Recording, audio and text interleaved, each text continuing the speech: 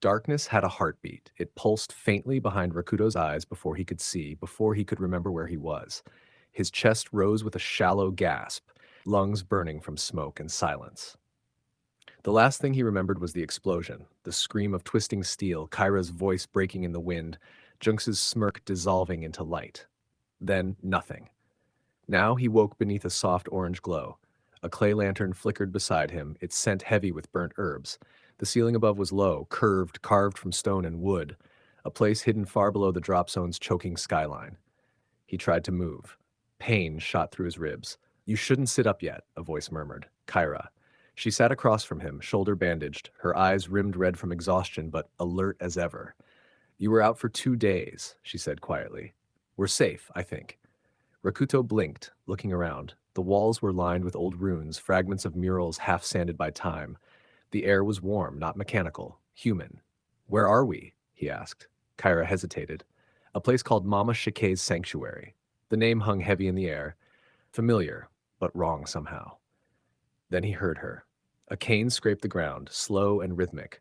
From the doorway emerged an old woman, her robes woven from threads of ash and violet silk, eyes like cold water. She looked nothing like the drop zone's usual dwellers. No augmentations, no filters, no scars from steelwork, only presence. "You've been touched by ruin," she said, voice soft but sharp enough to pierce thought. "The gate's light still clings to you."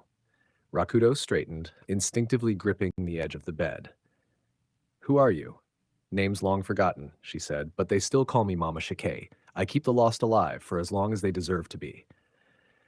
Kyra stood, slightly bowing her head in thanks. "You saved us from the wreck." "I found you near the cinder tracks," Mama Shikei replied. "Smoke and death everywhere. The sky itself screamed. Thought you were corpses until your stone started humming." Rakuto frowned. "My stone?" She pointed at his neck. He looked down. The necklace. Something his brother had given him the night before everything went wrong. He remembered that night like static. Reiji's calm face, his voice saying, "Keep it close, it'll listen when I can't." But now the stone glowed faintly. A soft pulse of azure light beating in rhythm with Rakuto's heart. Mama Shikei's eyes hardened. "That's no charm, boy. That's a pulse fragment. The Empire uses them to control gate-borne energy. You carrying one makes you look like one of them." "The Empire?" Kyra stepped forward, tense. "He's no soldier." The old woman's glare didn't waver. "Then why does he wear a weapon that bleeds their light?" Rakuto clenched his jaw. "Because my brother gave it to me before they killed him." That silenced the room. The lantern hissed, shrinking for a moment before reigniting. Mama Shikei's expression softened slightly. "Then your pain's already bought you honesty." She limped closer, studying the fragment. "Your brother's energy's still inside this. That's why it survived the blast. That's why it called me." "Called you?" Rakuto echoed. "The stone carries a signal," she said, eyes narrowing. "It resonates with the Cinder Gate. My daughter was taken there, years ago. The day the gate opened, the Empire sealed her inside to contain what they feared she'd become." Kyra's brow furrowed. "You want him to go there?" Mama Shikei's grip tightened on her cane. "I need him to." She turned to Rakuto, eyes blazing through the years. "That fragment around your neck is the only thing that can open the same channel they used to trap her. If your brother's essence truly lingers in that crystal, then fate's put you here for a reason. Rakuto's heartbeat thudded in his ears. I don't even know what the Cinder Gate is, that he said quietly. You will, she whispered. But first, you'll see what it took from me.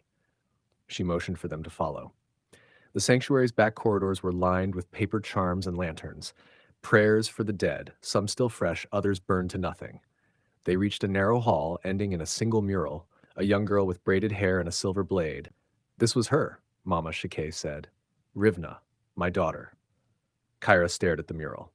She looks familiar. Maybe she should, Mama Shikei murmured, because she once fought beside the Empire. She was one of their first pulse channelers before they turned her gift into a cage. Rakuto swallowed hard. You think I can bring her back? I don't think, Mama Shikei said. I know, that fragment you wear, it sings with the gate's pulse. It's a key, and every key is meant for a lock. Kyra glanced at Rakuto, unease in her eyes. You sure about this? He didn't answer. The memory of his brother's voice echoed again, muffled beneath the sound of the stone's hum. Mama Shikei placed a hand on his shoulder. Find her. Break what they built. Do that, and you'll understand why your brother left you that stone. Rakuto looked up at the mural one last time, Rivna's painted eyes staring into a storm of ash and flame. Then tell me how to get there, he said. The lanterns flared blue. Mama Shikei smiled faintly, grief buried beneath pride.